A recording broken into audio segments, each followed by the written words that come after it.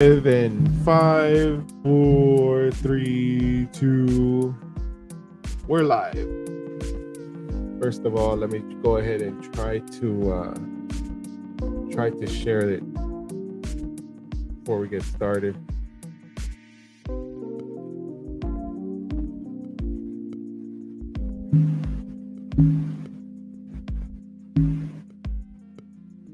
What's that noise? The mic. Oh, we might need to disconnect that one.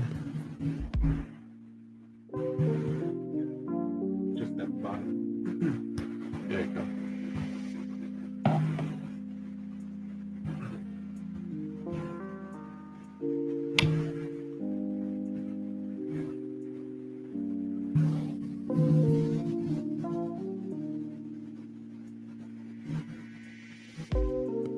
Give me a second, Mark. Oh wait, you want me to share it on or send it to you through YouTube, right? Yeah. Okay, give me 1 second.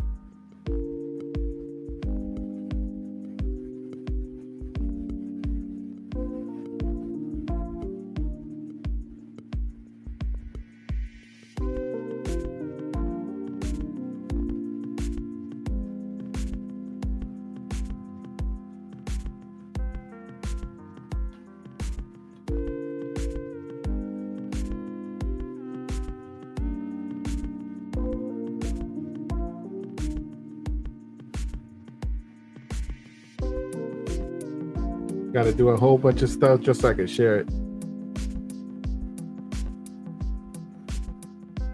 You got it, right? Yeah, I got it. All right, cool.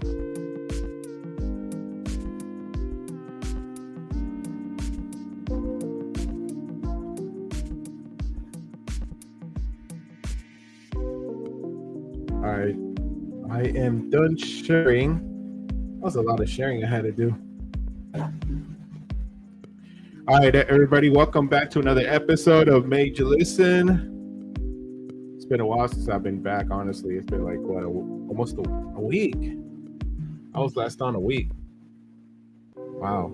It feels like too long, especially when I had to do it for a while. And, Thanksgiving. Yeah, I miss Thanksgiving. How was your Thanksgiving? How was your Thanksgiving?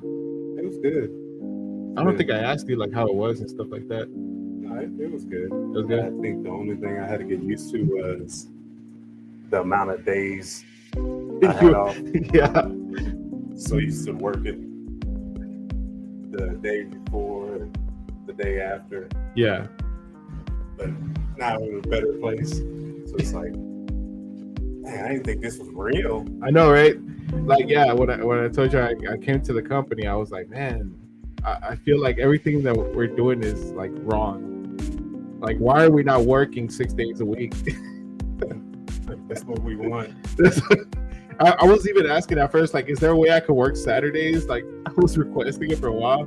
What holiday was it that when I started, you were like, Labor Day. was it Labor Day? It was Labor Day, yeah. And I got home and I told Chris, I was like, man, I'm glad Ricardo said something, because You would have showed up. I just showed up and be like, damn, everybody's running late today, huh?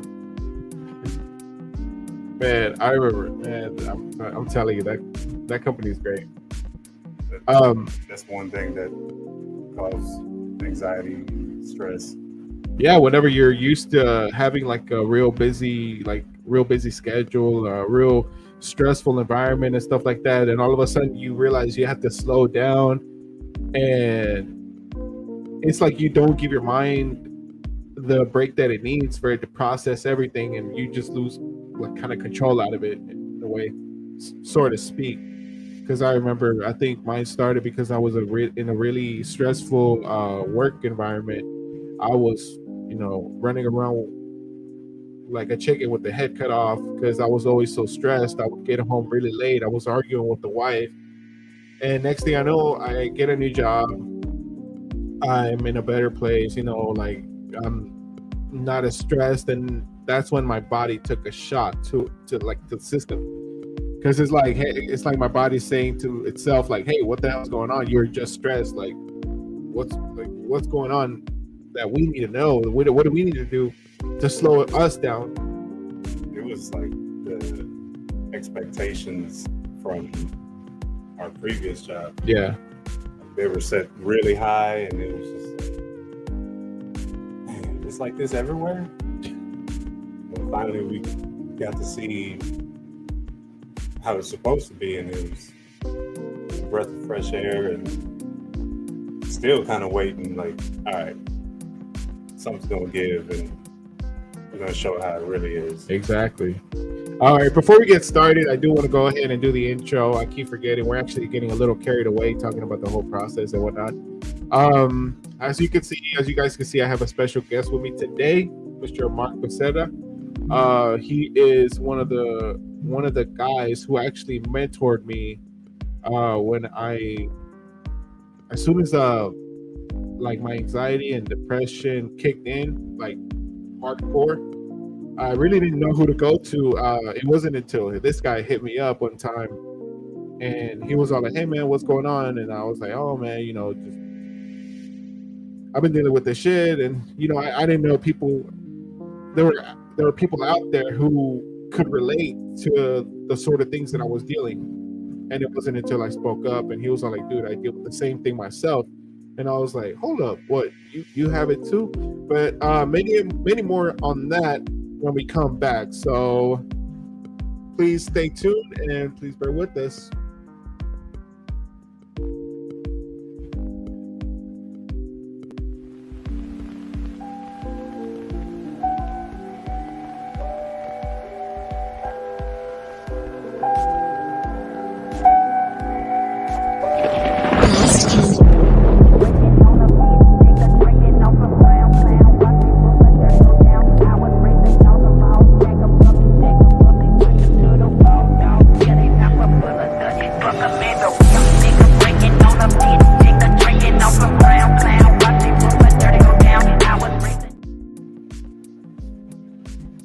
All right, guys, we are back.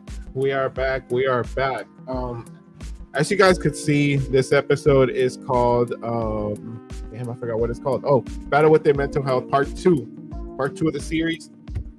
So I do want to go ahead and do a little disclaimer. It could very well be a trigger warning for those who deal with our sort of problem as well.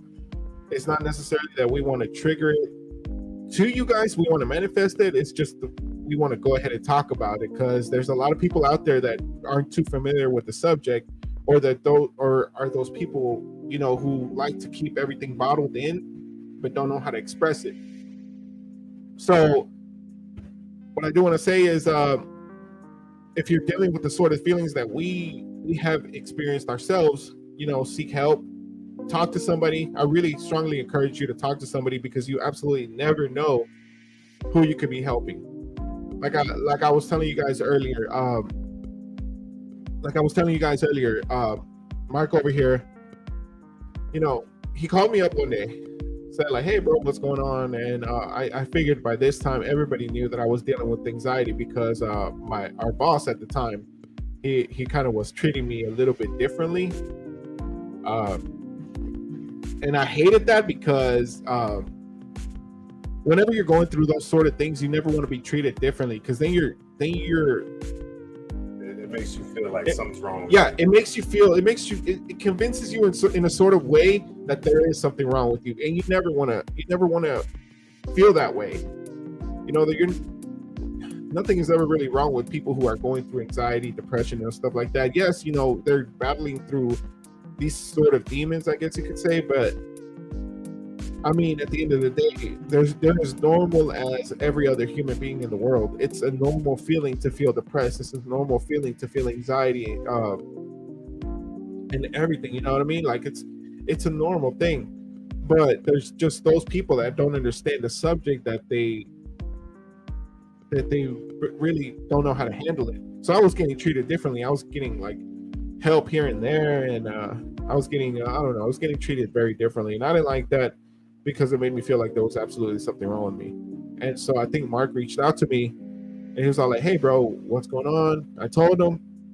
Next thing I know, he hits me with something that a lot of people love to hear, especially those who are going through the same thing that we are.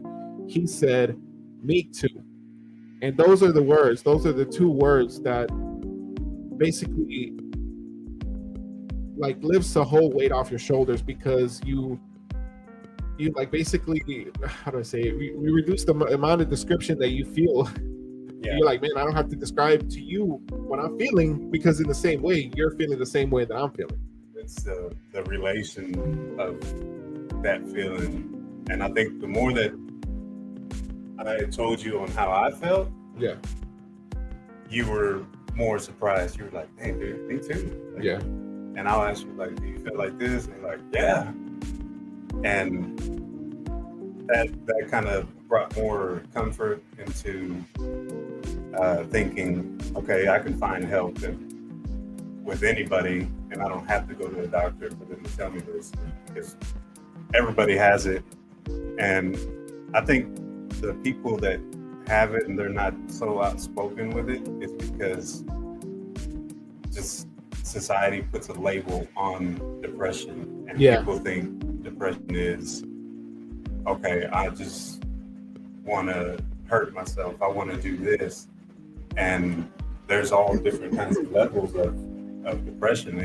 And it can be anything. It can be sports related, it can be work related, anything at home, or even just,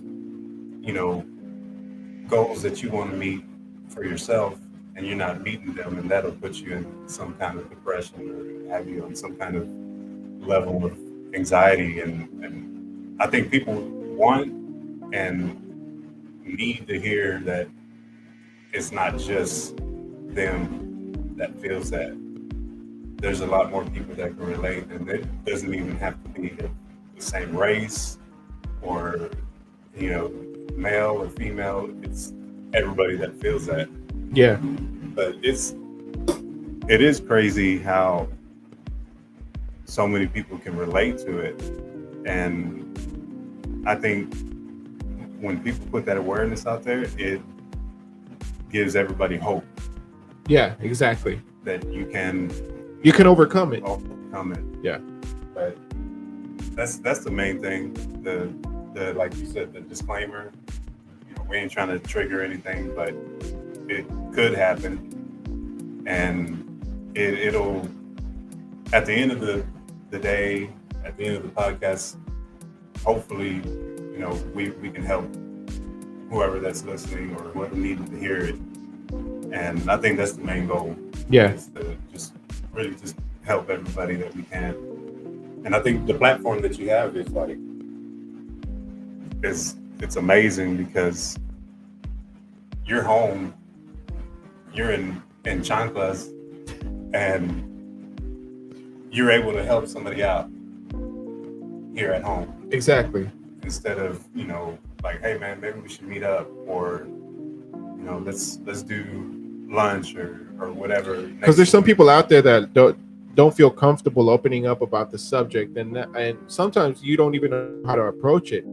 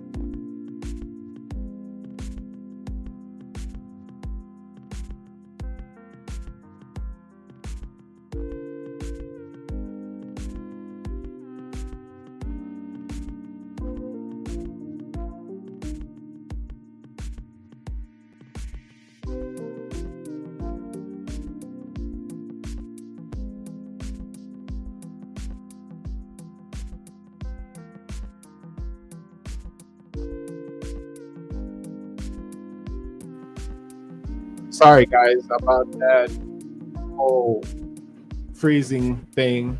I like to apologize for that, because I'm still working on the Wi-Fi here. Little things here and there that I have to improve, but we'll get there.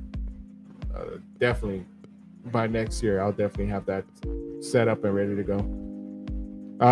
But yeah, like we were talking about, there's those people who don't feel comfortable talking about the subject. It's a little bit harder for them to open up about it because they don't even know where to begin or how to express themselves exactly what they're feeling. And that's okay because there's just those people who just don't. But what we're doing here, what I'm doing here is that I'm trying to prevent people from doing catastrophic things. You hear a lot of things about you see suicide on the rise, and that's something that I'm trying to prevent here. I don't want anybody else to go for something.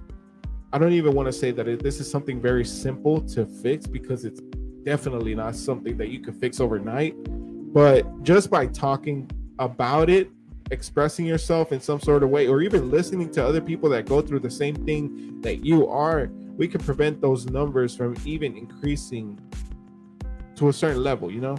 That's what I want to do. I want to prevent all that. I'm not trying to make this all about me.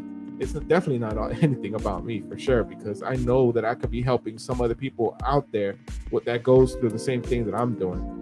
And that's why I brought you over here, because man, I felt like you were so knowledgeable about the topic. One thing you told me, and I will never forget this because it actually stuck to me, is that you have to believe in a greater power to overcome something.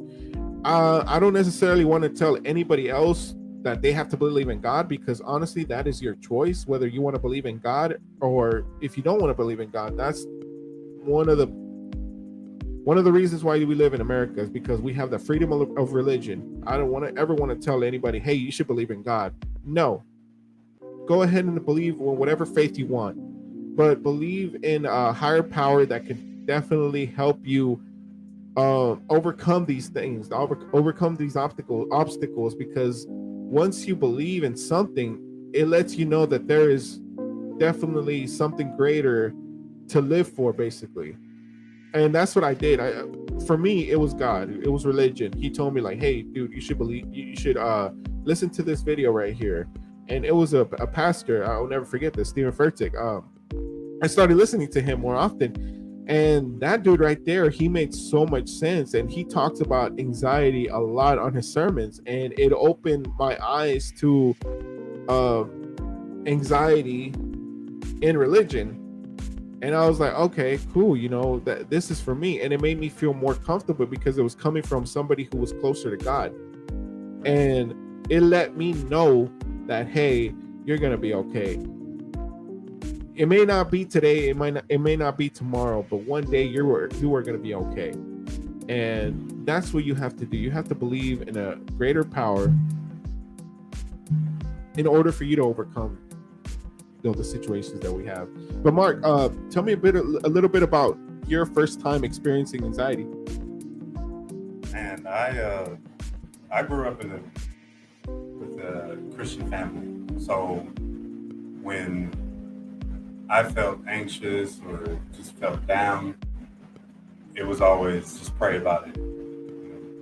That's God didn't put that in me, which is true. But it was always just prayer. Pray about it. That's the devil, and that's it. And it was honestly, whenever I met Crystal, we got deeper into our relationship. She noticed a lot of things, and she's like, are you ADD? I was like, what's that? She's like, you have a hard time focusing? I was like, yeah. Do you know the definition of ADD? Can you tell us? Because I don't really know the definition. It's attention deficit disorder.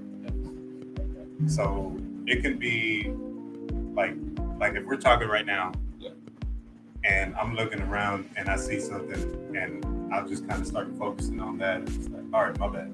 Come back over here. So I'll get off subject real quick. And sometimes whenever I'm talking to people, we can be talking about something, and then slowly I'll move into another conversation, and sometimes I'll catch myself. And I'm like, oh, okay, my bad. I got off topic. But she asked me that, and I was like, I don't know, what's that? And so she started explaining to me, in the same way whenever, I told you, I was like, yeah, I battle with depression and all that, and I reacted the same way too. I was like, yeah, I do have a hard time just focusing. Well, do you do this and that? Matter of fact, I do. And so finally, we set up an appointment with the doctor, met the therapist and everything. And he agreed right away. He's like, yeah, you got ADD. And then slowly, other things started popping up. And she was like, man, we need to go talk to him again. And that's how he told me. He was like, yeah, I think your depression kind of falls into, I'm type 2 bipolar. And a lot of people think when they hear bipolar, it's like, all right, man, I'm gonna talk to you for like 2 minutes. Yeah. Because I don't know if you're gonna just snap out of it and just start beating the crap out of me or something. Yeah. But that's the thing about, being educated on stuff like that, or just being aware of it. Type 2 bipolar is more like your mood swings. Like one day you can be on top of the world, and then the next day you're just in deep thought, you're down, and you don't know why. And so I do take medication for that, and I could honestly say that it does help. And a lot of people like you, I know you don't want to get on medication because of not knowing what's being put into your body. Yeah. And eventually, I want to be able to kind of taper off a bit, because sometimes that's what a lot of people need. But also the friends, family, they have to be aware of it and stop being prideful, because a lot of it is just pride. Yeah. And people are so prideful, they don't want to say that, yeah, I suffer with that. Especially men, we don't want to show people that we're weak, and it's not even a sign of weakness. It's it's a sign of being just vulnerable and being able to talk to people, and that sometimes that can help a lot. And Crystal, she's helped me a lot with that, and I'm not perfect, and I'm still working on a lot of things. And I can honestly say that she's my partner, my teammate, and we help each other as far as pointing out those small little characteristics that we have, and we're able to catch it before it gets deeper, and before we fall into that hole. And some people, they don't want to do that because they don't want to be embarrassed, or they feel like they'll be embarrassed, or people are going to talk about them, and it'll just make them mad. And they don't want to deal with that.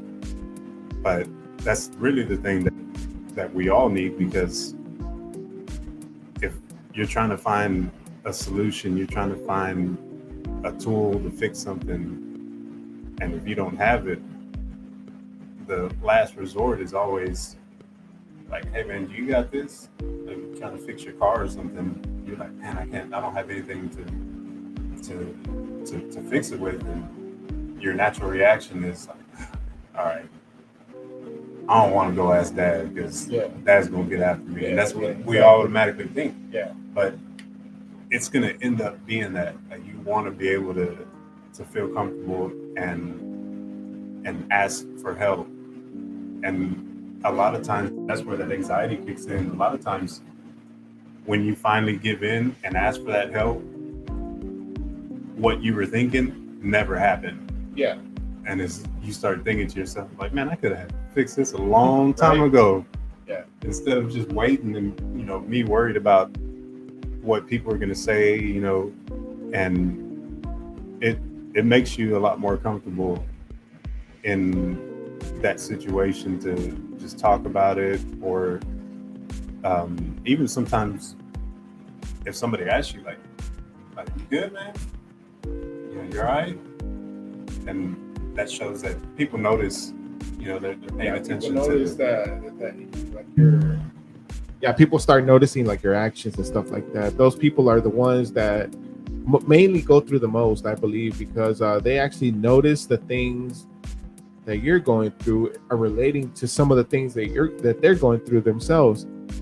You probably heard about it, whenever I started having mine. But I'm pretty sure if you would have seen me, you would have been like, "Bro, what's wrong? You okay? You look like you're scared or something like that." You would have noticed my fear or something, to like if we were face to face, you would have been like, "Hey, something's wrong with that guy. I think he's scared for some reason. I don't know what it is. He just looks off." You would have been able to notice, like, pinpoint that guy's dealing through something. I'd have gave you a hug. No.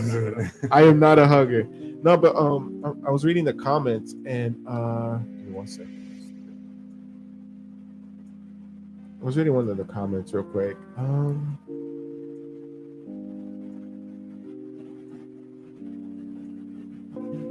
Oh yeah. So my wife asked this: what was Mark going through at that moment? I think that moment, whenever you were telling me about my anxiety, how you basically identified it, or not identify it, but when you started talking to me about anxiety, what were you going through at the time?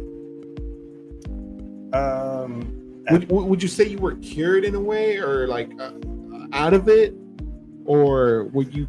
No. I was able to notice it because of certain things that I would do, like how I would react to, whether it was something about work, or like with me and Crystal, we body language that we would have, especially, we would talk to each other.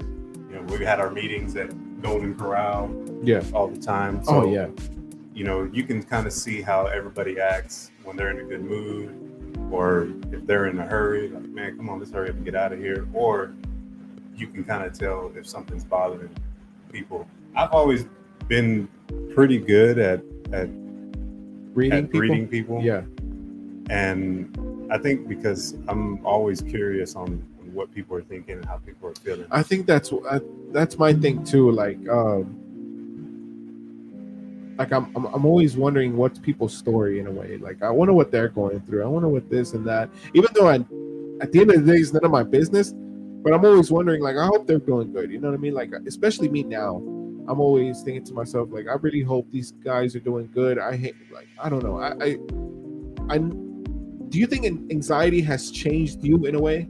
Like, would you say you're a different person from before you were diagnosed with anxiety and from now? Do you think it changed you in a way? 100%.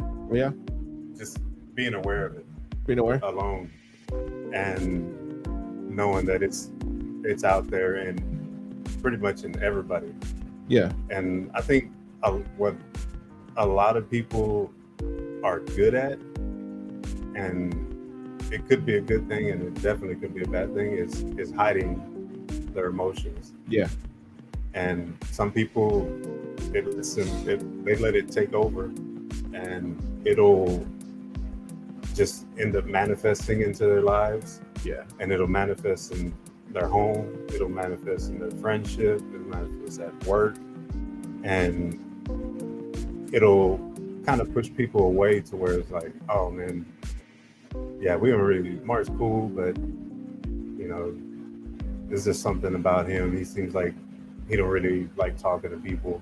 Yeah. And that goes with just people kind of passing judgment. Yeah, of course. Not knowing what's really going on. What's really going on. So they basically outcast you in a way. Yeah. And I think, I'm not gonna say his name, but we worked with him at our previous job, and he always came off as like an asshole. I Like, know what you're talking about. yeah, you know who it is, Yeah, right? I know what you're talking about. And that's what everybody thought. The stores, you know, they're like, man, I hate it when he comes over here because he's always mad. And one day he got hurt, and you know, obviously, you know, he's trying to he needed to make money, so he rolled with me, and it was probably for about maybe 2 weeks. And after the first day of him riding with me, I got to know him, and I caught myself kind of looking at him like, really? Like, I didn't think you went through this, or I didn't think that, you know, you felt this way. And after that last week, I saw him a completely different way, and he was that type of person that you really have to know. You know, if you're there around people and they say, "Oh man, I can't stand him," you know, I don't know why he hates us or whatever. Yeah, I'm like, yeah. and I can say, nah, it's not. You got to know him. Yeah. You really got to know him, because he's a real cool dude, and he cares about a lot of people. He just doesn't show it. It's just trauma that he's had in his life. Yeah, he's endured. Yeah. And he feels like he has to have that guard up to where he doesn't want to let too many people in, to where he can get hurt and be let down. And I think that's what it is, bro. Like, Yeah. it's the feeling of just rejection and being hurt again, and you're gonna go through that same pain. But I feel like if you're able to recognize it, you can help people like that. Yeah. and not just that, you're already prepared for it. Mm-hmm. So it's not like it's something new that you're scared of, and you're like, man, I don't know how I'm gonna react to this, or Exactly. I don't want to get back in that hole. And just being knowledgeable about it, you're able to recognize those triggers, and you can say, okay, I know where this is going. Yeah, exactly. And now that I know what to look for, I know what to expect, and I know how to react to it. And at that point, it's up to you on how you're going to react to it, because you start thinking about it more, and you want to fight more towards, I refuse to go through that again. Exactly. And when I talked to you the first time, I was like, I get real emotional. Like, I ain't scared to say, man, I cried when I got home, or whatever, you know? Yeah, of course. And I honestly, I thought about you, and I was like, man, I hope my boy's doing good. I hope he's all right. And I think before I started working with you, with the whole thing with Russia and everything, remember I called you and I was like, hey, bro. With the what? With Russia. Oh. Are you talking about before you came back? Yeah. Oh, okay. And I called you. I said, hey, man, you good? Oh, yeah. And you're like, yeah, what happened? I was like, man, I was just checking because I didn't know they're gonna send you over there. Yeah, he thought I was gonna go over to Russia over there to invade, I guess. And then what was the other time? Oh, whenever they sent that picture of that box truck that was all tore up. I don't remember. And it was just like a picture just to say, hey, y'all need to be careful, pay attention to the roads, don't be on your phone. And I'm over here asking everybody, like, who's that? Who's that? And I'm like, I don't know. And I text everybody. Oh yeah, he texted everybody. and then everybody got on the group, and finally they said, like, no, it's just a random picture. I'm like, oh, dude, I'm over here. He's parked in the parking lot. He's calling everybody up, like, hey man, you good? You good? That was hilarious, actually, because we didn't even know who the hell's truck that was. So Mark, me at the time, I was like, oh damn, I hope they're okay. But I didn't feel like, I didn't feel like calling anybody. But this guy actually took it to a whole nother level. Like, man, let me make sure this guy's okay. If he's not okay, let me check on this guy. If he's not okay, okay, that narrows it down to him. He's got to do something. But no, it turned out to be a random picture. Our boss just sent us, told us to be careful, and it was a huge relief on Mark because he actually thought it was one of us that got in an accident. I got after him. I was like, hey man, you got to say, hey, this is just something off of Google. Right? Start it off like that. Don't just straight up put it into fatality level. Fatality, like, dude, this guy ended himself. Before we continue, let's go ahead and read one of our comments. This guy, Joseph Coronado, said, "Our feelings are usually used against us. It's hard to share honestly because sometimes partners get too involved in their own feelings." I think as soon as you start feeling that, that's when you need to talk about it. Yeah, absolutely. And especially with your partner also, like, man, even though most of the time they won't know exactly what you're going through, I think you should do your best to basically describe it to them in order for them to understand it in a sort of way. And even if they don't understand it at the very first time, they'll at least know that something is bugging you, something is not right, and they have to basically do their own research to help them understand better exactly what's going on with you. If they, I mean, I hope it's a situation, but I hope they care for you enough to be like, okay, let me look and see if I could get some answers on Google or YouTube to help me better understand exactly what he's going through. My wife, she that's what basically, she did right there. She didn't know anything about anxiety, and as soon as I came out with my anxiety, it's like everybody around her had anxiety. This guy ended up having anxiety. One of her best friends ended up having anxiety. Even she told me, like, what is going on? I didn't even know this thing existed until it happened to you.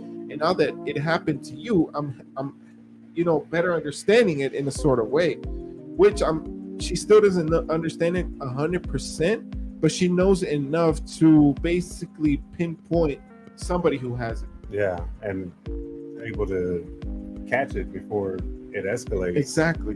And honestly, like that can make or break your relationship, whether it's in the beginning or y'all been married or together for years.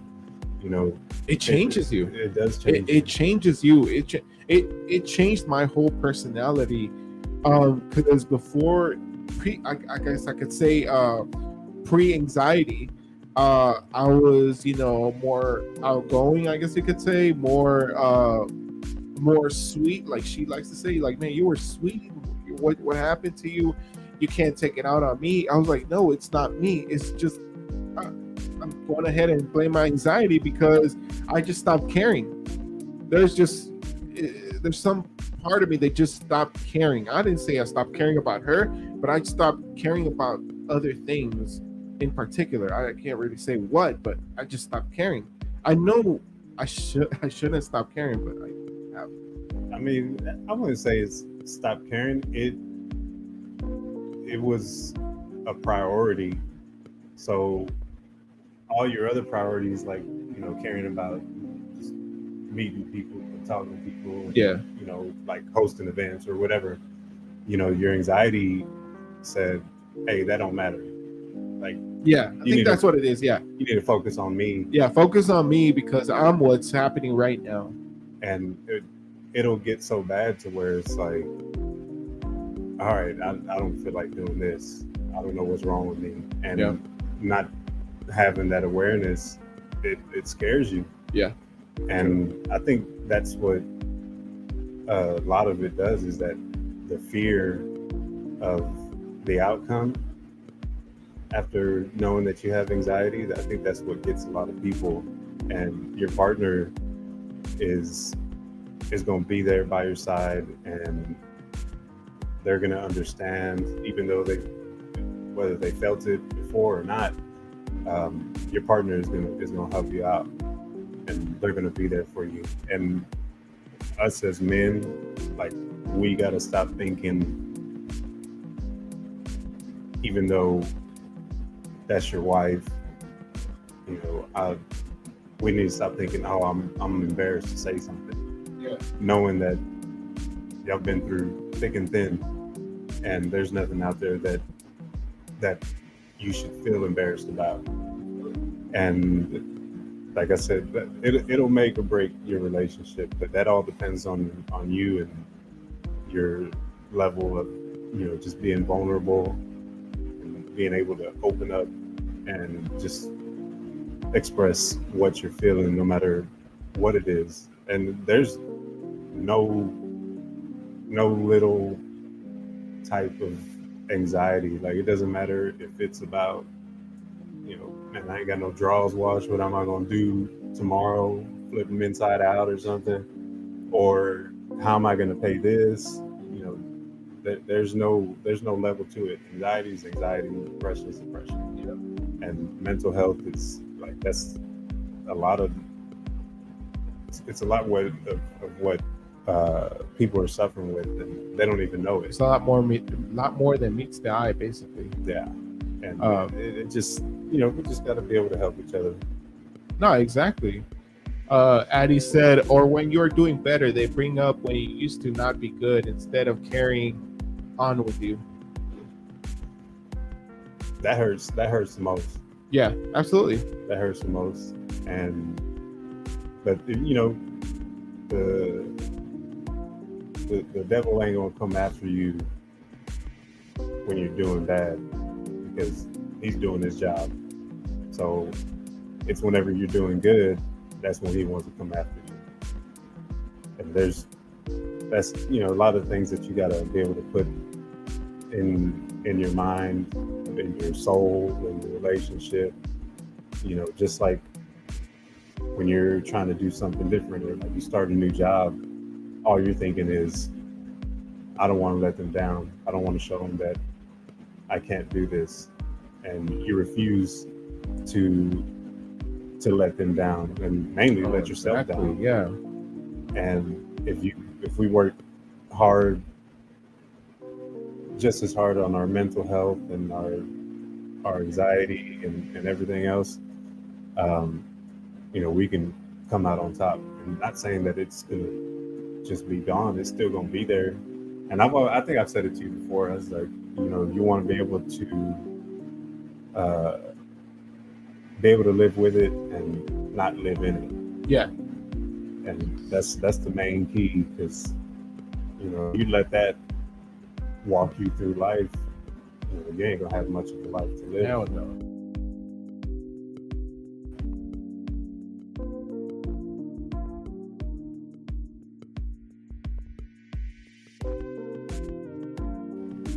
There it goes. Oh shit. My bad. I was trying to fix the Wi-Fi again. Okay, so we're good. So I'm sorry. Joseph said, a lot of men put anxiety and depression in a bottle and never work on it until it finally bursts. That's very true. And that's the worst thing that somebody can do, is bottle things up inside, because eventually it's going to manifest itself in the worst way possible. And you never want to get to that. You want to find a way to express it in some sort of way, whether it's in, just writing about it. Have a notebook, write about it. If you don't have anybody to talk to, if you're worried about being judged, write about it. Read about it. Shit, like do your own research. Read books about anxiety. I know it could be triggering at some point, but man, find out as much information as you can so that you can be comfortable about it. Especially, man, there's so much emotional pressure for y'all. Not just, yeah. And not just us. It's a lot of pressure on women and women too, especially mothers, stay-at-home moms, mothers in general, man. This world that we live in, especially now that with social media, I feel like you see other people's lives and you're wondering, like, why can my life be like hers? She's a mom too. That's what I said. A lot of people are really good at hiding it. Yeah. And you know, sometimes you see other couples, you know, or other men or other women, and they're always in a good mood, and they look like, man, they're doing good. They have it. They look like they have it all figured out. When in reality, there's something going on behind the screen, the phone screen or something. And you know, they could be looking up ways to hide that instead of looking up ways to fix it. Yeah. And that's another thing about, like, you know, the platform. That's another thing about, you know, social media, Google. You know, we tend to look up, what does it mean when I feel like this, or what does it mean when this happens? And automatically, the first thing that pops up, it'll be something that'll say, oh, there's something wrong with you. Yeah. Absolutely. God dang, yeah. And it's just like, dang, so what's wrong with me? Like, oh man, it's too late, I need to go to bed. And then you wake up with that same anxiety. Mindset, yeah, same anxiety and all that stuff. I like his question though. Joseph, he asked, what did you do to identify your anxiety triggers, and have you created some sort of system to put the brakes on the cycle? I'm gonna go with you first. What were some of the things, or what did you do to identify your anxiety triggers? The crazy thing is that it's hard to identify it. It really is. Because you're living your life. You're doing your daily routine. You wake up, you know, you get ready, you go to work, you get home, you do the same thing. And what helped me in that is my wife. She's the one that was able to identify it. And that's why I said, you know, it can make or break your relationship. Your partner is supposed to help you identify that, or, you know, or be able to tell you, like, hey, you know, you're acting kind of rude, or you're doing this, what's going on. And I can't even count how many times, you know, Kristen said, hey, have you taken this, or you okay, because you're starting to act like this. And by her doing that, that stops me, and I start to think, like, okay, all right, let me slow down. Let me just think about what I'm doing. And at that point, I can recognize it and look at her. And I need to be able to be more vocal with it, but I'll look at her and be like, thank you, man. I appreciate that. You know? Yeah. And if you don't have anybody, that's where, like you said, you know, if you don't want to talk to anybody about it, write it down. You know, if there's a time, you know, a time in your life that was your rock bottom, or you feel like you're most depressed, write it down, and you'll be able to go back to it and just be like, man, okay, I'm feeling like this the same way that I did the last time. And it's really just paying attention to yourself and getting to know yourself before you start doing anything, because your reaction doesn't necessarily mean what you're feeling. You know, just like how you said earlier, you said that, you know, you stopped caring, like you didn't want to go out, you didn't want to do anything. It wasn't that, it was just, you know, your anxiety was just taking over. Holding you back, yeah. Holding me back from doing a lot of things, especially things that you enjoy to do.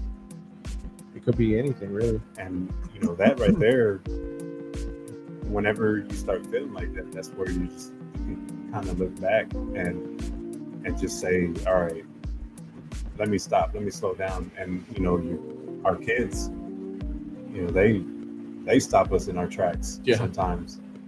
And the good thing, like when I got here, you were like, hey, dude, you're so outspoken. You know, your son, you're like, just say whatever. He said, he asked me, he said, why are you bald? That was embarrassing for me, because I'm like, why the hell does he have to say everything or ask everything that should should be in his head, but not out loud. But he just straight up asked me, "Why are you bald?" And I was like, "Oh goodness, God, shut up." See, it was embarrassing for you, but to me, it's like I was like, I don't know, it's genetics or something. I don't know. If I explain it to you, you wouldn't understand. So it doesn't bother me, and that's the thing. It's like like anxiety and depression. I can say I could have told you like, oh man, my boy's about to have an attack right now, Yeah, and we can laugh about it because you're familiar with it. You know my situation, and I'm comfortable with that. And that's the thing. Like, whenever you tell somebody your situation, like, "Hey, I have anxiety, I have this," then it's better for you in a way because you're able to have an attack, but comfortably, and they know what's going on. You'll feel a little bit comfortable because they know your situation. They know they'll help. They'll help you out, and I don't know. Like, I can't stress that enough. Like, please talk to somebody. Find you a anxiety buddy, because trust me, like I feel like everybody that deals with anxiety needs an anxiety buddy. And one of the things that man, my anxiety triggers, man. I can't really say I have any, because as soon as I wake up, I just feel like I wake up anxious. Like, I just wake up an anxious person because there's so much to do. There's goals to be met. There's timelines that I have to meet too, and so that triggers it already. Stress trigger anxiety right there itself. yeah. So that's one of the triggers as well. Have I created a system to break the cycle? I don't think I have. I think one of the things that I've actually tried to work on is acceptance. Yes, I know I'm gonna be stressed about it, but guess what? I have to accept that I'm gonna be stressed. I can't put more pressure on my situation, because that's gonna basically take me to a whole downfall right there, downward spiral right there. It's a vicious cycle. It's a vicious cycle, yeah. Take care of it. Let's read some good comments right here. So you seem to be a very favorable guest at this, so I really thank you for joining me, because see this, preach. Yes, Mark. Damn, this episode should be called with Mark should be called Truthing with Mark. Yeah. Mark the truth.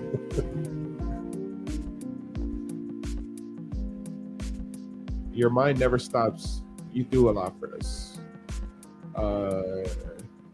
That's my wife. Your wife said, "Do you think there's a difference between being nervous, being overwhelmed, or actually being anxious?" Ooh, that is a good question. I don't think that there is. There's only I can talk for days, and she's gonna laugh about it. And I don't think anybody has ever kind of like stopped me in my tracks and just made me be like, I don't know. But like, Chris always asks the right questions, and I do have to go and Google, and I'll have to look up just research, and she always gets me like that. I'm just like, I don't know, I act like a kid, just like, I don't know what the answer is, but I think there is a difference, but I think they all work hand in hand with each other. I don't necessarily think there's a right or wrong answer to that. I think they all work hand in hand, honestly, because man, I think one thing that all of these have in common all relates to stress, though. It leads to the same reaction. reaction. To stress, yeah. It leads to the same reaction, and I think that's what everybody suffers from, is the reaction of anxiety, being nervous, and being overwhelmed. There's just different titles to it. Yeah, and it'll end up just leading to the same thing. But there's a lot. Like I was listening to something earlier, And I forgot what you asked earlier, but it reminded me. Um, it said when you're in the desert, you ask desert questions. So when you're anxious, you ask anxious questions like, how am I going to pay these bills? How am I going to get this new job? How am I going to get through depression? How am I going to get through today? How am I going to get through war, the actual war? And when you pray to God and you ask him for that guidance and you don't get it, he's waiting for the real question, instead of all these small questions that he knows that he's got your back. And what keeps you up at night, what keeps you thinking about, bills and all that, and he keeps you level. He keeps you sane. He keeps you above water. He keeps you from killing yourself. He keeps you from quitting. And when you stop and really think about it, he kept us in the dark, in that dark place. So the question is that we ask all the time, and all we had to do was just open our eyes. It's like,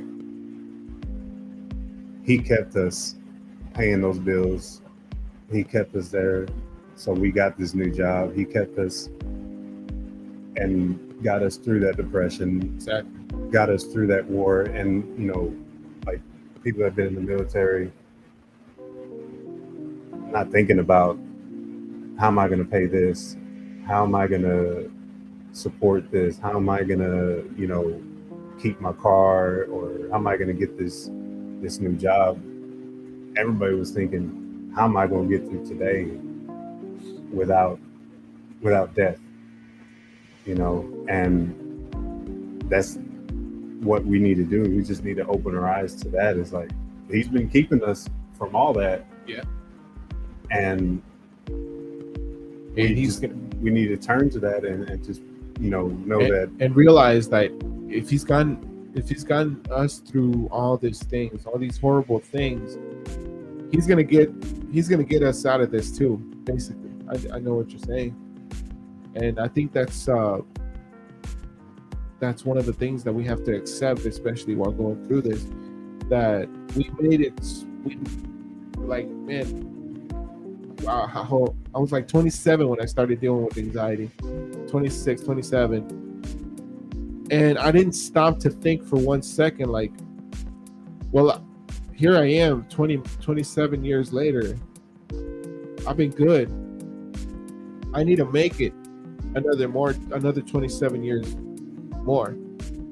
After that, I need another 27, and I need another 27, regardless what your fear may be.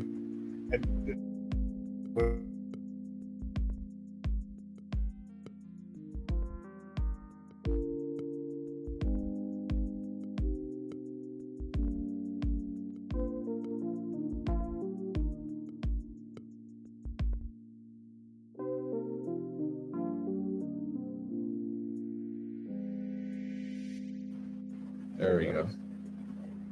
But yeah, like Crystal asked, is there a difference between being nervous, anxious, or overwhelmed? There's different types of fear. You're 27. Before that, you didn't have what you had now. Exactly. And you got past that, then you got married, and that was another fear. It's like, man, we gonna make it? Yeah. And then you have kids. Can I raise this kid? That's true. Can I keep him alive or her? And so you're going into another level of fear. Yeah. And different stages of your life. And that's where, when you ask those desert questions or those anxious questions, it's natural because you've never been a father, you've never been a husband, you've never been, you know, you've never been 27, your first time being 27.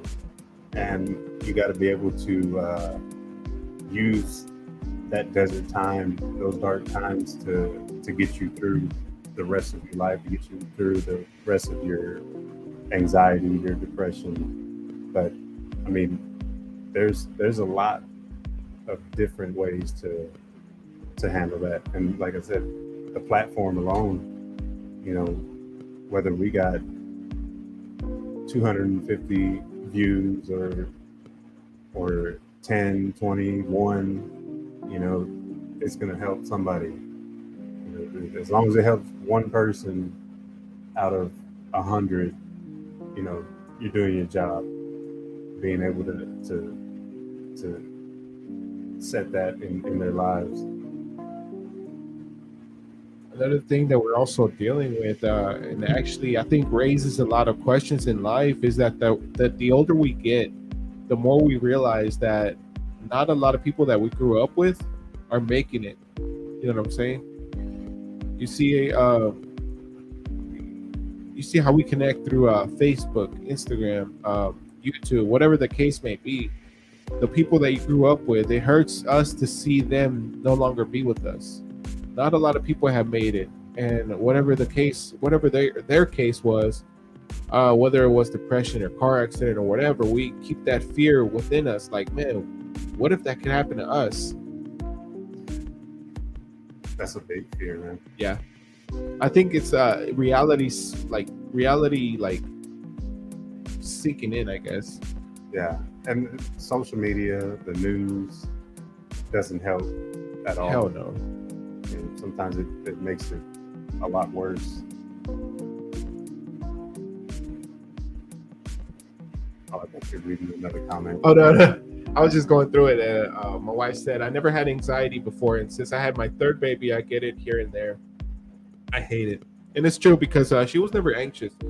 But when was it? I think it was yesterday, whenever she went to the grocery store with my son. And I do expect some of the text messages like that, because she'll be telling me, like, I don't feel comfortable.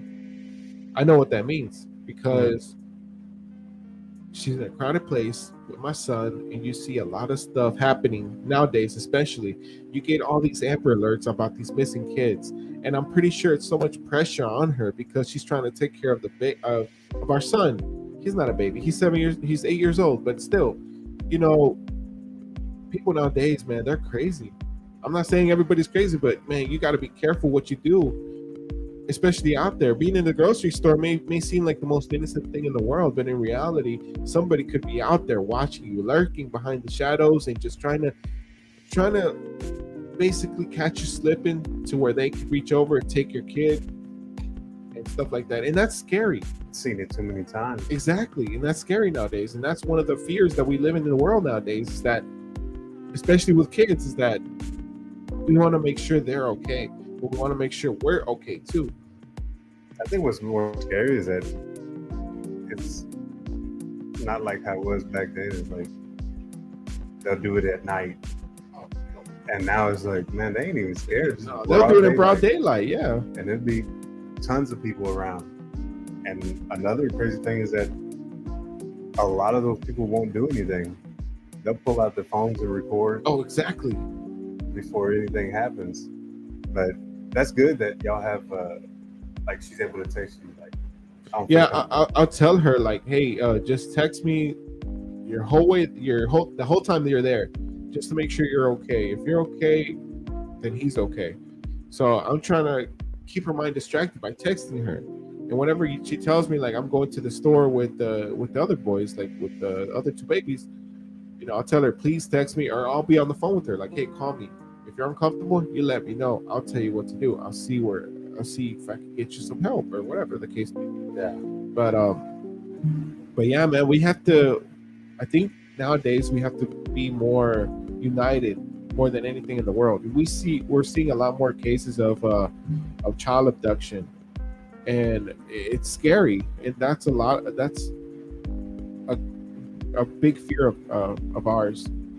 That, you know, I think even when you talk to your kids, like bringing up something for the first time, like, hey, when you're outside playing at school, if anybody calls you to the gate, don't go over there. I don't care if it's somebody that you know, or if somebody's being mean. Like we're trying to teach them on how to recognize that, and not to be scared to tell us, and without them thinking that they could be in trouble because they're gonna snitch on somebody or anything like that. We tell our kids all the time, like, we're not gonna get mad at you. Like, you have to tell us. Oh yeah, absolutely. And I think that's more stressful, and that sets off anxiety alone, just having that talk with them, about strangers, and just people that trying to get their attention, even though they're at school. These crazy ass people, they'll jump the fence or sneak in and grab a kid. School shootings too, man. We live. I don't blame for mental health increasing nowadays, because there's a lot of things now that are happening today that weren't necessarily happening 20 years ago, basically. So I think that's one of the things that have caused mental health to increase, is that we live in a world full of fear because of the things that are happening now in the world. And that it's pretty sad to think about, honestly. Yeah, it is. It's hard to think about it. Yeah, I think that's what it is. And then we've been getting a lot of Amber Alerts. Yeah, I know. I turned mine on, and I've been getting them. Like, I think I got them twice last week. Yeah, that's crazy. Twice. I hardly ever had them before. And I always read them, and I'm like, that 7-year-old, with the FedEx driver and stuff like that. So for those of you who don't know, do you know the full story? Because I don't know. No, I don't know the full story. But I saw the alert, and I was trying to read up on it today, but it's sad how people can just kidnap a kid and kill them, exactly, or do worse. But it's hard to pay attention to everything that's going on around you, and you have kids with you, you're watching them, and you're trying to find what you're looking for at the grocery store, and it's a lot for moms to do that, when before, people weren't nervous to go to the store. They're like, all right, I need to go to the grocery store and I need to get this. And then on top of that, worry about somebody snatching your kid up. Exactly. And, we watch the news, and they try to educate us on what to look for, what to do. But when something like that happens, it's either you react to it or you freeze. And a lot of people, they freeze on it. But I've seen moms, they just automatic just snap into survival mode. Oh yeah, and they start attacking, that strength, that superhero strength just kicks in. Yeah, sometimes, most of the time, they don't really know where that strength comes from. They're like, I didn't even know I could do that. Crystal said, or asked, with kids having to deal with more social and mentally, how can we as parents be mindful of teaching our kids to address their anxiety? Tell you, man, she's asking the questions. Go ahead, Ricardo.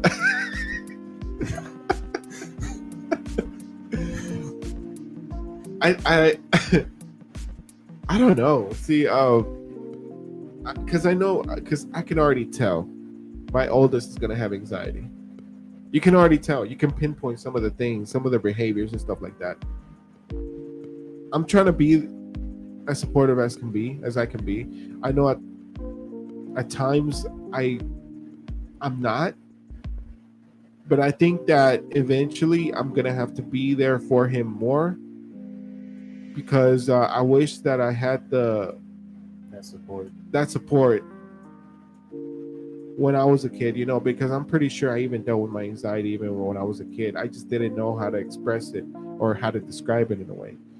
But I'm keeping an eye on my son because I'm realizing that he is a lot like me, and I'm noticing that he does have anxiety, and he may not know it now, but I think eventually down the line, I think he's going to need my help more than he does now, and I am definitely preparing myself for something for when that day comes for sure, because I definitely want to be there for him. I wish I would have had the support that I could bring to him. You know what I mean? Yeah. That I could bring to him. But most definitely, like I think I'm just basically gonna talk to him, and I hope that he could talk to me. And because like I'm telling you, like I don't necessarily know we'll know what's gonna go on in his head, but if it's anything as similar to mine, I could go ahead and tell him my experience, and I could give him hope that there are better days to come. I think Chris is real good at pinpointing stuff like that, and a lot of times she'll tell me like, same thing. Like, I can see this in our kids. Yeah. And me, the way I was raised, my dad was just like, come on, man, tough it up. Yeah. Exactly. And we still got to do this. We still got to go to work. We still got to provide for your family. I'm sick. I still go to work. Yep. And I have that just built in me, but also, Crystal's helped me to be more vulnerable in that and not be more passionate towards your kids in a way. Yeah. Okay. Yeah. And a lot of times, I think we talked about this a while back where, there's times that, we'll go to a gathering and I see dads, like, we compare ourselves to other dads. Yeah. Like, hey son, come here, and I told Crystal that too, and I'm like, man, you don't act like that for real. Like this is on TV, but then it'll get to me and I'm like, man, I want to be like that. Right. How come I'm not like that? But whenever you agreed with me, like your reaction was like, oh yeah, me too. I think that too. So I'm like, he really doesn't act like that at home, but maybe he does, but I'm not going to judge him, but it just makes me feel like, okay, I'm not the only one that feels like that. Same thing with, being aware, the awareness of anxiety and depression. Yeah. That's what you want. You want to know that you're not the only one. And just to ask you, and your reaction was the same way, I was like, okay, we bleed red, we hurt, we feel the same pain. Exactly. And, we're doing all right. We're doing pretty good. Exactly. Nah, I feel you. My wife is talking about my son. I just hope he never feels alone and can always count on us. Yeah, I think that's one of the foundations we want to build with them, is that they can always count on us for anything, especially for something as challenging as mental health, because it's what it is. It's really challenging and hard to talk about, but I want to break that barrier, the Hispanic barrier that you have to keep everything bottled up. That pride. That Hispanic pride. I want to break that cycle to.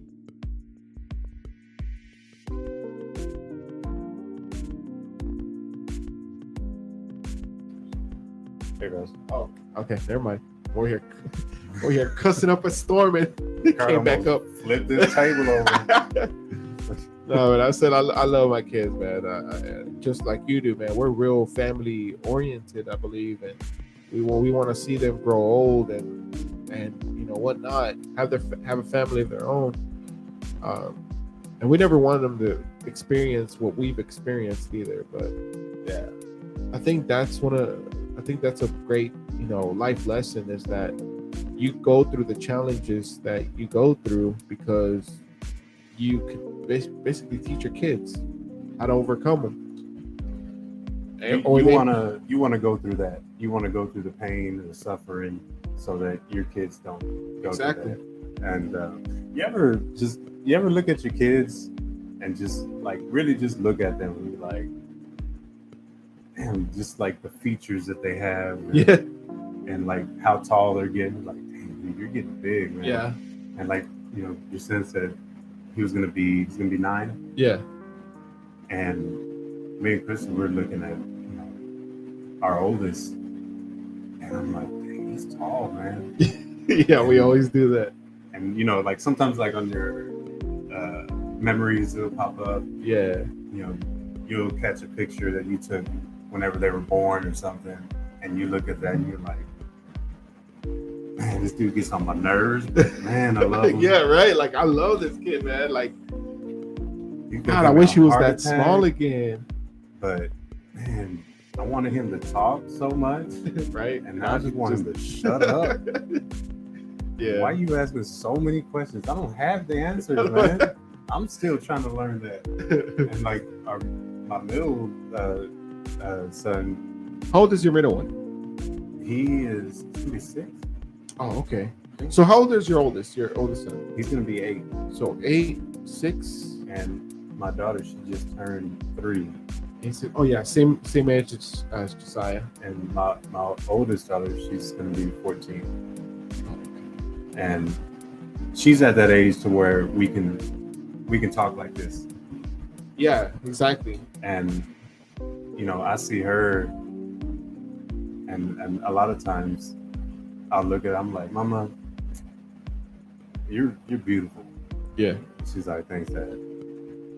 And you know, like I told you, she's an artist. Yeah. So she paints, she draws, and she'll show me something. And Sorry I'm to cut you off. Can you give me that stand? I'm tired of Which holding one? my. Yeah. No. I'm sorry. Go ahead. and she'll do something, and I'll look at it, and I'll look at her. I'm like, you did this? She's like, yeah. I'm like, dang, this is really, really good. And I'm not just saying that because that's my daughter. Like, it's really good. And she'll tell me, she's like, I don't like showing you sometimes. I'm like, why? She's like, because she's like, you always start crying. And I'm Do you like, really? Yeah. Oh, It's emotional because I can't draw like that. And the imagination that she has is like, I couldn't even think of doing that, you know? Oh yeah. Okay, I see what you're saying. And it's something, it's you know, it's kind of like how we look at people that seem like they have all their stuff together. Mhm. It's like, man, I want to get there. But we don't know what they did or what they gone through To get there, yeah. to get there. And you know, just you know, when we look at our kids, like, man, they're getting older. Yep. Like her, it's crazy how I can talk to her, how we're talking. Like a grown person almost. Yeah. Yeah. And hearing her response is that's crazy too, because it's You're actually realizing, like, man, she's getting so smart, or like, wow, it's crazy to think that she was such a little creature, you know. And now, almost talking to her like an adult, because I mean, I don't have an oldest one like that, like you do, but I have like an 8-year-old. But even sometimes when I'm talking to him, I'm like, damn, dude, like, you're getting there, like you're holding up that conversation, like you're not all the way there 100%, but you're there. It's You're getting there. developing. Yeah, it's developing. That's what it is. Yeah, she's like that. And then, like I said, my middle son, he's Captain Obvious. It's like, all right, dude, you don't ask that or respond like that, but I get it. I know you want it to make sense, so I can't get mad at you. So it's funny. I try to like turn away and not laugh because I know he really wants to know. Yeah. And I think what makes us laugh more is that his reaction. Like, if you say something that doesn't make sense to him, he'll look at you like, what? And I'm like, I think he gets it from his mom. He's gonna be the one that's gonna ask us questions that I'm just gonna sit there like, dude, I don't know, man.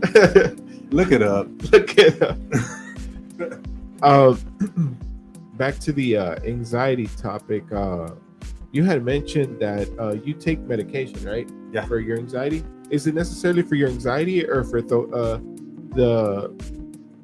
other things that cause your anxiety? I have the medication that I have for anxiety. I actually don't take it as much. Okay. And the other medication that I take daily is for my type 2 bipolar, but then that kind of tapers into the depression, and it can turn into anxiety. And then of course the medication I take for my ADD. But it's a goal that we both have been trying to meet, and be able to recognize the triggers and be able to recognize what triggers each other. And I think by doing that, it's been kind of getting us away from that medication. Okay. And now we kind of just keep it just there, just in case. Yeah. Kind of like, Just, yeah. In case you got a I know what headache, you mean, like, yeah. all right, I got some aspirin or I got some Tylenol. And, I can go and get it if I need it. Yeah. But we've been able to recognize it and be able to help each other with that. Yeah, I actually tried anxiety medication when I first experienced anxiety, because I was like, man, just in case, I'm gonna get this. And I asked my doctor, I was like, hey, can you give me something for my anxiety? I don't know how bad it can get. I don't know how. I feel like it's pretty bad right now, but I don't know. I don't want it to get worse. He's like, yeah, man, I'll prescribe you something. When I tell you, I don't know if you ever experienced depersonalization. No?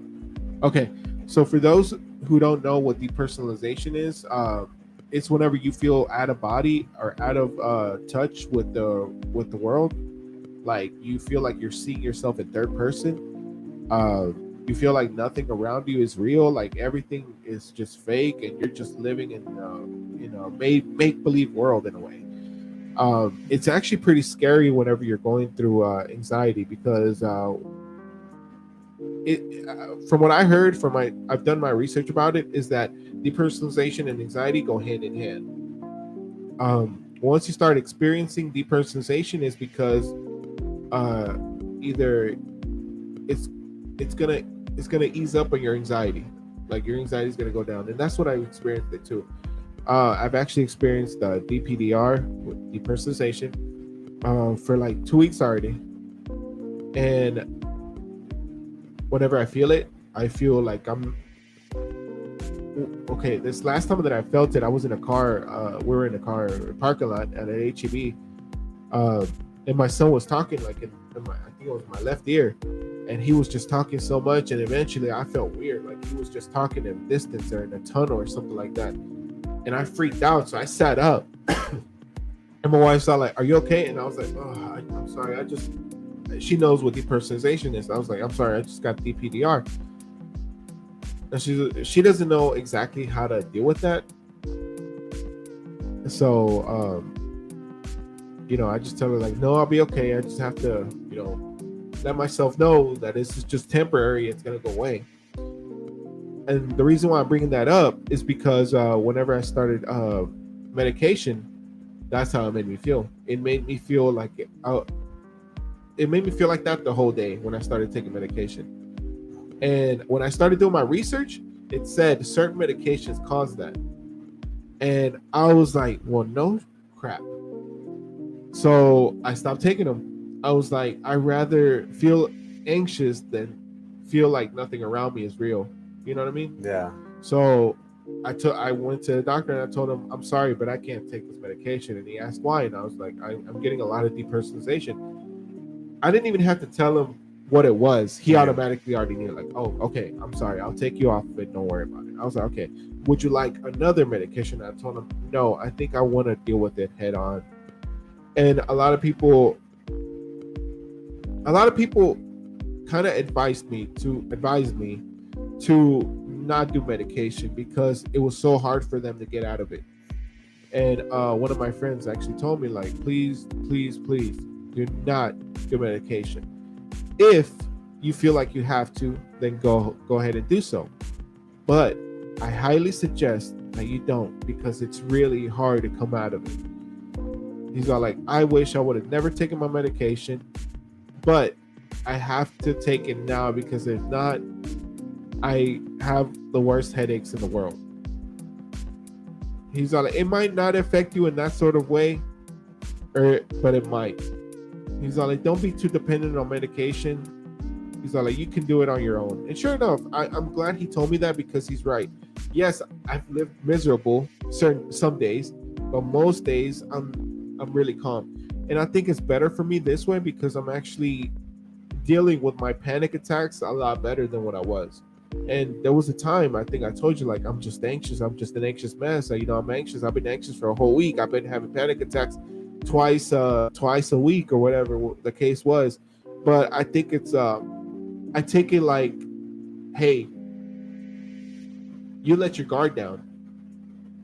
I think it's time for me to bring anxiety back, panic attacks back, because you forgot what it's like to have them, and you need to keep your guard up. You need to learn to face them again, basically. And that's how I took it. Yeah, I felt like I was gonna die, but I also learned how to control them in a way. I learned my breathing techniques, and I also met a whole lot of cool people that also deal with it. My barber is one of the people that I have met. My barber too. Your barber too? Yeah, I was like, I remember going to him one time and I was like, hey man, can you please just bear with me? He's not like, yeah, what's wrong? I was like, I just have really bad anxiety right now. He's not like, I did too. You know, I don't mean to cut you off, but you know what I really admire about you is that you ain't scared to say that. Like if you're feeling that attack coming, yeah, you're not afraid to tell somebody like, hey man, I'm sorry, but just give me a second. I need to kind of step away because I'm getting pretty anxious right now. And like, that's the best thing because you're dealing with it head on and you're able to tell people. And I'm pretty sure before, you'd be scared to say something about it. Oh yeah. And the reaction that people give you is not, oh, come on, man, suck it up. Yeah. It's more of like, okay, man, but take your time. Take your time. That's what most people have told me. Every time I bring that up, like when I've had panic attacks, like in public, and I'm talking to somebody, or I'm in the middle of doing something, I'll be like, I'm sorry, man, I don't mean to cut you off, but let me just take a moment. I'm having a really bad anxiety. And they'll be the most supportive people. They'll be like, yeah, man, take your time. If you need something, let me know. And that's what I like to hear, is that they'll tell me, like, let me know if you need help. Let me know if you need something from me. Let me know. I love that. I actually have a story about this guy that I met, and I wish I would have gotten his name, but at the end of the day, I much rather feel like he was an angel sent from God, honestly. Because I was at work. I was driving around on I-10, and I felt a panic attack just creeping, basically. You know how they are. They just creep. So I just felt it. I felt it coming. Like I felt the chest, kind of like chest pains that, I don't know, tightness. The tightness. Tightness, yeah. So I was like, man, something's going to happen here. Something's going to happen here. I was at a red light. I got more anxious thinking that something was going to happen to me at that red light. So I was like, oh my God, my thoughts are just running. Adrenaline at its highest. As soon as the light turned green, I hit that right just to have somewhere to just park. And sure enough, here comes the chest pounding. I was like, oh my God, I feel like I'm gonna pass out. I decided to walk, just to walk, to get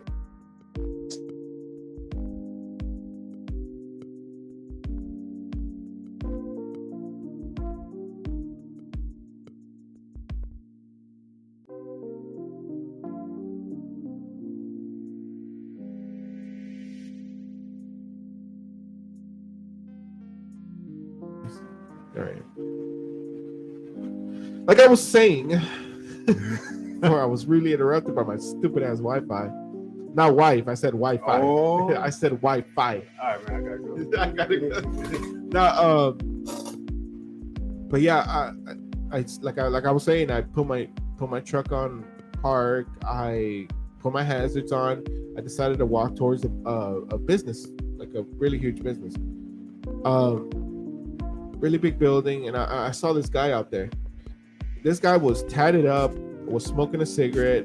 If you were to see that guy anywhere else, you would have think this guy was unapproachable, because he literally looked like somebody that I would never approach. Why? I don't really care what it is. White guy, yeah, hat, tatted up, very unapproachable. But I still decided to go to him because I was like, man, like, I just need somebody to talk to right then and there. I stopped him. I was like, I'm sorry, sir. Sorry to interrupt you, but can you just talk to me real quick? And he's all like, he put his cigarette down. He's all like, what's going on, man? That's what I'm just so sorry right now. I'm having a panic attack and I'm just trying to calm down. He's like, okay. He went like this. He's like, you'll be okay. I know what you're going through. You'll be okay. You want to talk?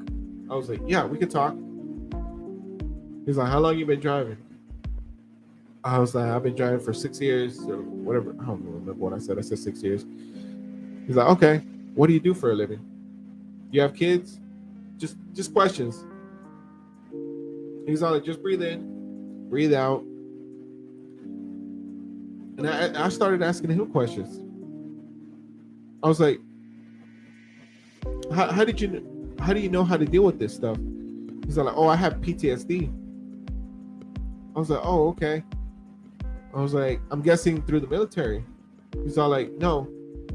He's all like, unfortunately, I found my wife. I'm sorry. He said his mom. Unfortunately, I found my mom I found that she hung herself when I was a kid. He's all like, I was just 15 years old, and I found her hung. She had hung herself, without me even knowing. But I found her body, and ever since then, I developed PTSD because of that. I had to clean up the whole area where she did it at too. Yeah. And I was like, I'm so sorry. It's okay. I'm doing better though. Whenever I tell people that story, they ask me, why didn't you get this guy's info? I told them no, because I wanted to be a sign from God that was an angel sent for me to meet, to make me feel better. This is the story right there. Yeah. And that goes to judging, just passing judgment. Yeah, exactly. Like I'm saying, this guy was very unapproachable. If you were to see him, you would have never realized how you wouldn't have amazing thought that was going to happen. Yeah, he was such an amazing person, and I don't know if he ever will ever watch my podcast. But if he does, I want to tell him thank you so much for having that conversation with me. I'm sorry for everything that you went through as a kid, but just know that you really helped me out. Like, you got me out of a major panic attack. You made me feel better, and just know that God had a purpose for you. God put us in that little position that we were in for a reason. You helped me out big time that day, and I want to thank you for it. I was listening earlier, and Stephen Furtick said we all get in the discouraged point in our lives, and we pray that to have that taken away, and we don't have it taken away. And how many times have we been discouraged and weary in our soul and mind to find out after taking 5 minutes to be a blessing to someone else and show what God sold into us, we give it to them. And sometimes giving that blessing to somebody else is exactly what we've been praying for. And that shows right there, that's what happened. Like, Yeah. you just wanted the distraction. You wanted to talk and just like, hey dude, just talk to me. Like I don't know how to deal with this. Like that was your last resort. You were just like, man, life or death. Just talk to me, dude. And then he opens up with his story and saved your life. And maybe he's never told that to anybody. Yeah. And maybe nobody's ever asked him. Exactly. And that was probably the first time that he got that out. And he was probably praying for the same thing. And he's probably thinking today, like, man, I don't know this dude's name. I know he's a driver. But just opening up with that, it helped me and helped you. And bro, like I'm looking up to you. Like, man, you got to figure it out. You know, I couldn't. To this day, like I couldn't go up to some random dude and just be like, "Hey, can you just talk to me?" Talk to me. And I think you'd be amazed about how many people will actually be more supportive than rejectful. oh yeah, And that's what I've grown to realize, and that's another reason why I've grown so comfortable with actually just going up to some random person and be like, "Hey, you mind if I talk to you real quick? I'm not trying to sell you anything, no nothing. I just want to have a conversation." And that's really what it is. A lot more people will be more supportive than anything in the world. Like, they won't push you away. Before I continue, Eddie did say, it's just that people think medication is to cure, and it's not. It's to get you on your feet so you can seek further help to fix the problem so you won't need them. Let's say you have a cut on your forehead and it's not closing, so you are bleeding and the blood is blinding you, so you put a band-aid on it and you keep applying the band-aid. It's only covering up for you to have time to get stitches. That's what it is. it's a tool, not a solution. Yeah, totally a solution. And a lot of people, they do depend on it. And like going back to what your doctor gave you, Yeah. There's just because they're doctors doesn't mean that they all know it all. Exactly. And the one that like me and Krista go to, she worked there before. Yeah. So she has a good relationship with him. And he'll tell you, like, okay, well, I can give you this, but some people may feel this effect. I can give you this, but it can make you feel like this. So he knows the more common side effects to the medication, and it's a sucky feeling, like when you went back and you're like, man, I started feeling like this, and he already knew, and you were probably thinking like, homeboy, I came to you for this, and you telling me you knew that I could possibly feel like this? Is out of body Experience. Doctor Strange Really? feeling, and you didn't tell me? Like, you know, I don't know how long were you on the medication? I was on it for like a week. I couldn't do it. I think I took it for actually 2 days, but I had it for a week. But I took it for 2 days thinking like, oh, maybe it's just the first time. Heck no. The second time I felt the same way throughout the whole day. And I was working at Home Depot. So imagine trying to do deliveries full of doors and you're feeling like that. Oh man, it's freaking impossible almost, but I had to do it. Like you Had just to on get down. cruise control. You can see it happening. Yeah. You feel like you're not there.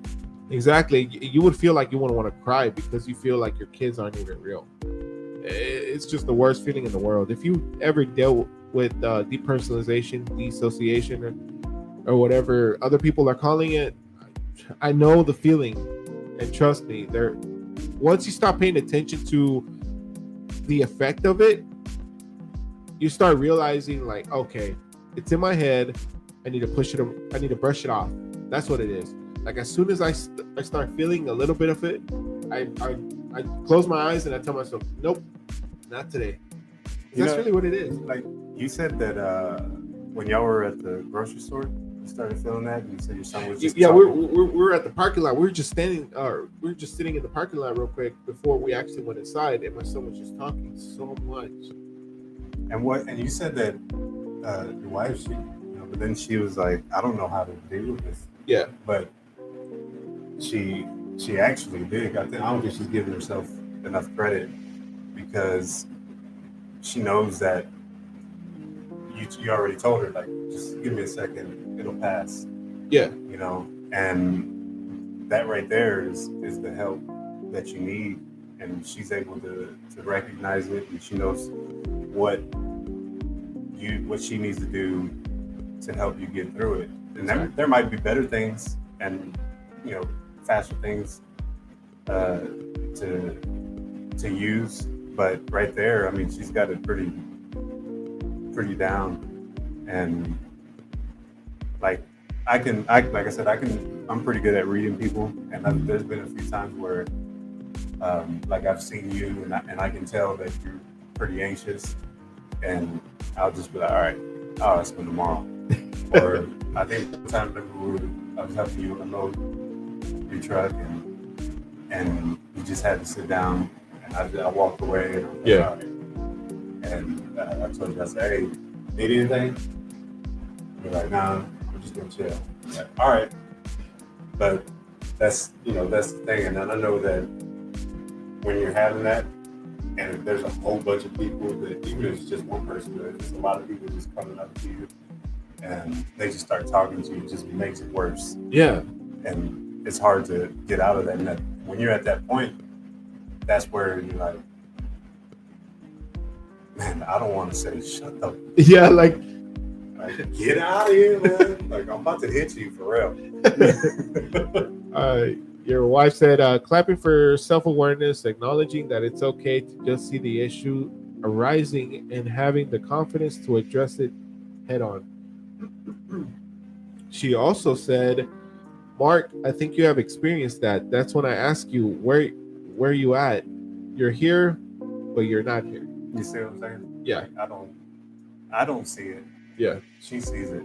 So I guess I have gone through that. Yeah. And you know what? I actually started experiencing depersonalization when I was a kid. I was 10 years old.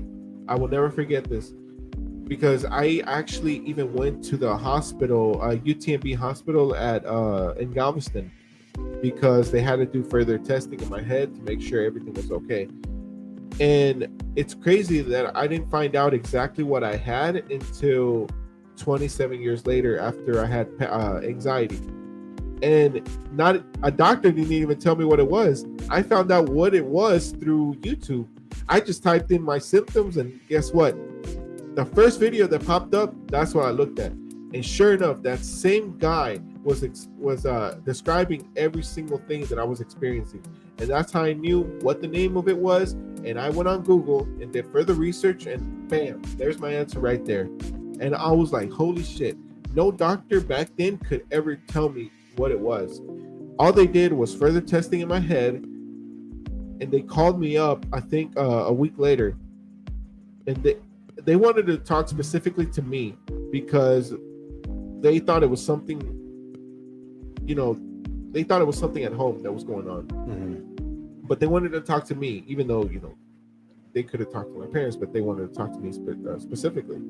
So they told me back then, after the testing, that everything is normal. Right then and there was enough evidence for my mind to be like, you're normal.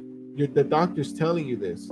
Guess what? You will no longer feel this until who knows when. And sure enough, after that day, whenever the doctors told me everything came back normal, I didn't have depersonalization until I was 27. Wow. And that's after I started having anxiety attacks and panic attacks. And that's when I realized these things go hand in hand. Okay, There's there's a difference. connection. It all connects. It all connects to each other, and that's when I started thinking to myself, like, well, if I've had depersonalization back then, that means I had anxiety back then, and I was a real awkward kid back in the day. If anybody here knows me, knows I was a very awkward person, very shy, and just like my son. Well, he's not really shy, but to a certain extent, he is shy, but he is a little nervous here and there, and he's very anxious. So I'm thinking, I think I was, anxious back in the day, even though maybe I didn't have a way to express it or describe it, I guess. Yeah. But my wife said I always want to help him somehow. When he gets that, I just want to give him a minute because I know it doesn't last, and I can see that fear. Because when it does happen, you could just see my reaction to it, and it's just, I get so scared because I think to myself, like, it's my mind telling me, like, hey, none of this is real. You're living in a fantasy world, and I don't want people to start messaging me and be like, bro, you're fucking crazy. Like, I'm not. Like, it's just call me crazy. Call me crazy. Like I mentioned this before in the other previous episodes. Like, I don't want anybody messaging me asking me like, "Hey, bro, you okay?" I'm okay. I could tell you right then and there, I'm okay. It's just that I deal with these mental episodes because I don't know. I don't choose it. They chose me, literally. Are you okay? Like, I kind of need $100.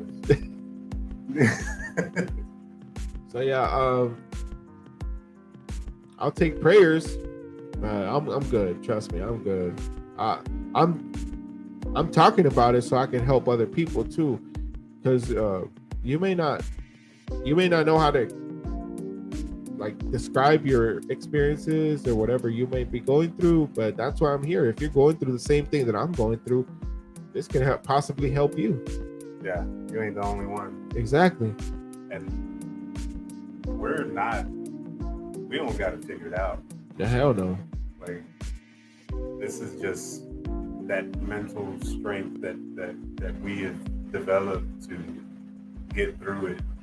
And with this topic, there's no right or wrong. There's no dumb question. Exactly. Like, we've been through it, we're going through it, and don't be ashamed to ask people. Don't be ashamed to open up to people, because it could save your life and it could save somebody else's life. And that's the goal right there, because we, like me, when you were telling your story, bro, I was like, man, you say something else, I'm gonna start tearing up right now. Chris will tell you, I'm a big baby. I watch something with some sad music on, I'm gonna get deep into it and I'll start crying. Yeah. But I care. I don't want to say I care too much, but I care about people a lot because of what other people, what social media, what the media, what they can do to hurt people and make them turn to different solutions. And it can a permanent be choice, and it can be bad, and it could, it could hurt their marriage, it could hurt the relationship with their family, friends, and because they don't know what it is, it's affected them in that whole perspective. And we can't say it enough. Like, talk to people, say something. And it doesn't have to be a whole conversation. It could just be like, hey, I don't feel too good. Like, I'm going through something. Can we just sit here? Or can you talk to me? Or can I just talk without you passing judgment? And I just need to get this out. Sometimes just getting it out helps. Yeah. That other person doesn't have to say anything. You know, you just need somebody to listen. And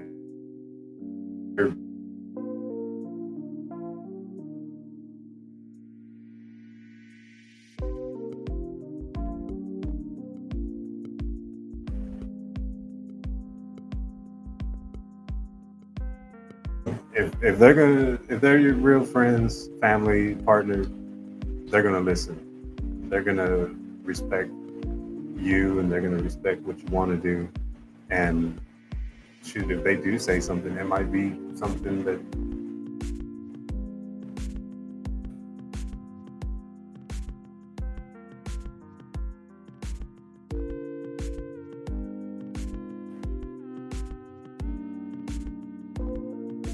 it'll be somebody that you don't even know, that you wouldn't expect. Like you said, dude was all tatted up, and The thing is, I'm over here passing judgment to him, like he's all tatted up. But look at me. right? He's like, I'm gonna finish my sleeve. I'm over here tatted up, and I'm over here judging somebody else that's tatted up. What sense does that make, right? That's where your inspiration started. Like, I don't know Nah. where I saw this, but I think it's cool. I think it's cool, man. I'm gonna get all tatuado. I want people to pass judgment on me so I can let them know. I'm somebody they can count on. Oh, dude, those are the best stories, man. Yeah, man. Man, I don't know. See, I'm over here judging the person. I was over here tatted up too. I had my hand tatted. That's what he asked me. I had gotten my I think I had just gotten my hand tatted, and he asked me like, "Did that hurt?" He just kept a conversation going. Did that hurt? I was like, honestly, yeah, it did. And we just started talking about that, and next thing you know, one thing led to another. The conversation just got deeper after that. I asked him about his PTSD. He told me about his mom. I told him I was sorry, and yeah, I truly believe he was an angel sent from God, because man, after that, my anxiety got so much, like, I get more lenient. Yeah, I more don't control. more controlled. Yeah, very controlled actually. I've noticed that about you, bro. Like, I can just tell you're in a better place. Like, Yeah. just like on how you feel on that. So I don't see it as much, and sometimes it doesn't even last long. Like I can see It doesn't. Yeah. like I'll see you kind of just like I need to take a breath, Yeah. and then like 10 seconds later, 10 minutes, 5 minutes probably. But yeah, I'll be good. back to it. Like, hey, Mark, back where I was at. Yeah, and it was like, man, you know, you're doing really good now. Yeah, and man. I'm glad that, you know, we were able to talk about that, and people were able to talk about it, and just feel more comfortable, you know, in that topic. And that's one thing that I try to tell people. You know, there's been a couple of people at work that they'll ask me, like, man, why are you in such a good mood? Like, ain't no reason for me be in a bad mood or Right. just be down. Like, They want you. I know you want me to fail, man. Right. Trying to get my job or what?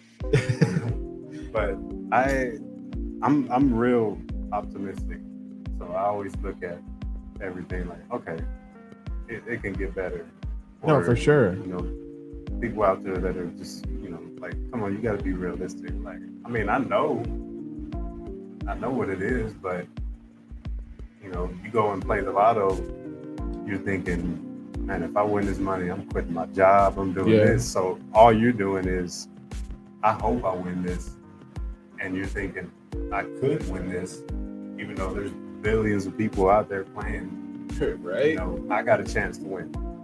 So it's really just that hope of winning, or hope that it'll go away, hope that it'll get better, and it will. It will, man.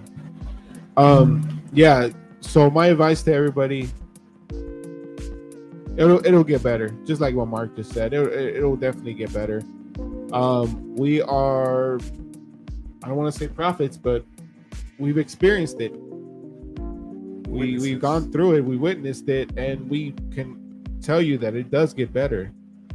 I'm doing these series mostly because I want to make more awareness to the topic. You know, they don't teach us this at school. You know, they don't tell us how to deal with stress, how to deal with our emotions.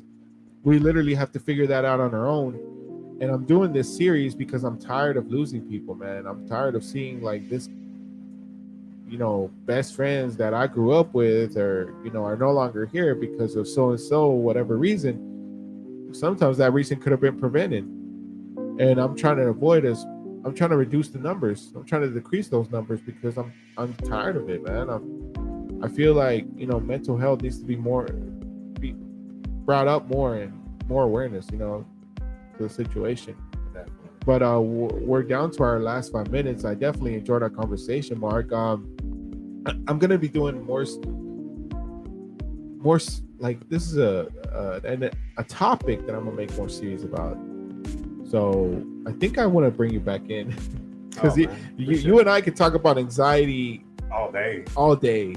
Basically, 2 hours definitely wasn't enough.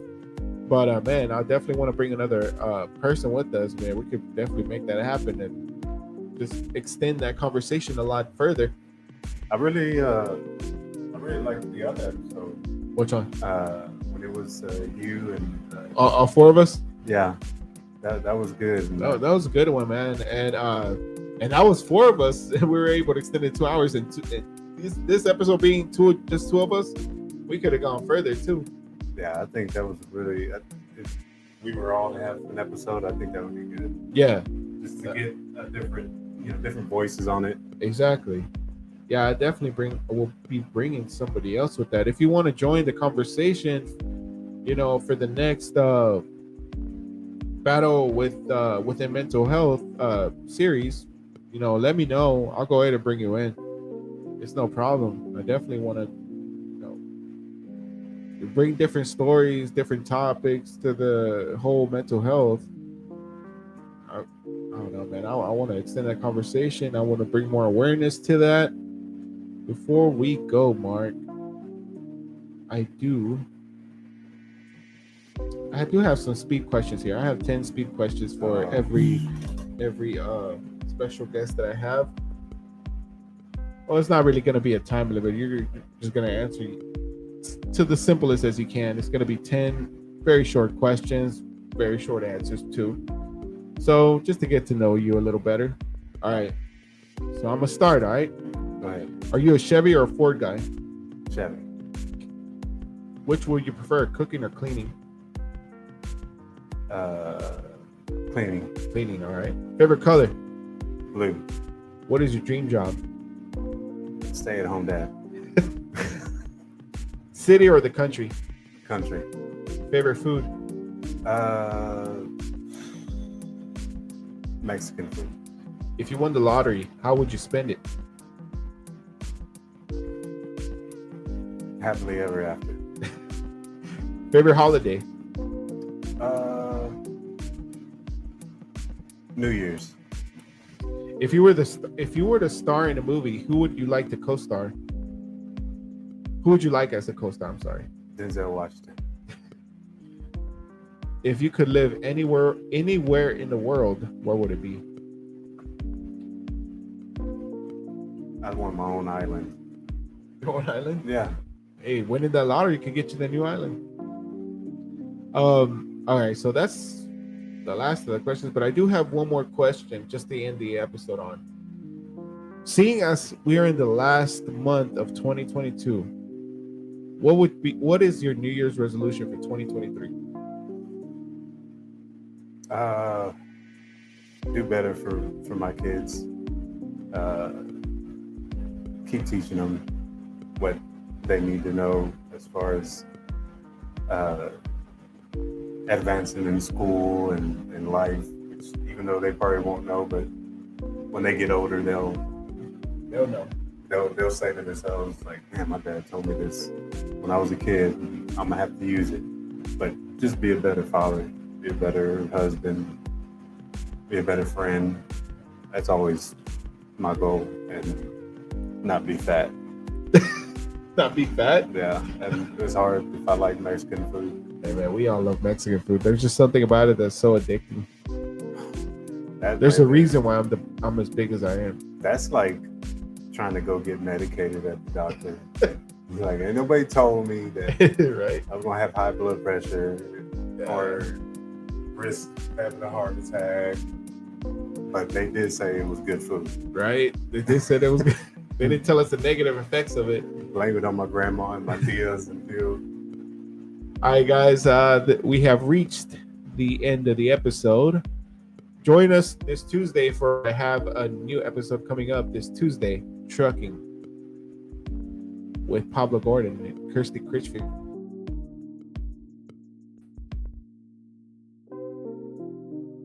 Tuesday night at 8 p.m. We'll definitely make that happen. Forward to another great conversation. They don't know what we go through. Hey, I have some crazy stories I wanted to tell. If anybody calls, I just got hit.com because of a truck driver, they need to know what's really going on. Yep. Stop driving crazy. Maybe you won't get hit. Right. All right, guys. Well, thank you so much for joining the conversation. For those of you who commented, thank you so much. And for all of you who will be watching us later on, please go ahead and subscribe, like us, follow me on Instagram, Ricky with a Y, you already know. And join us this Tuesday night for another episode. Peace out.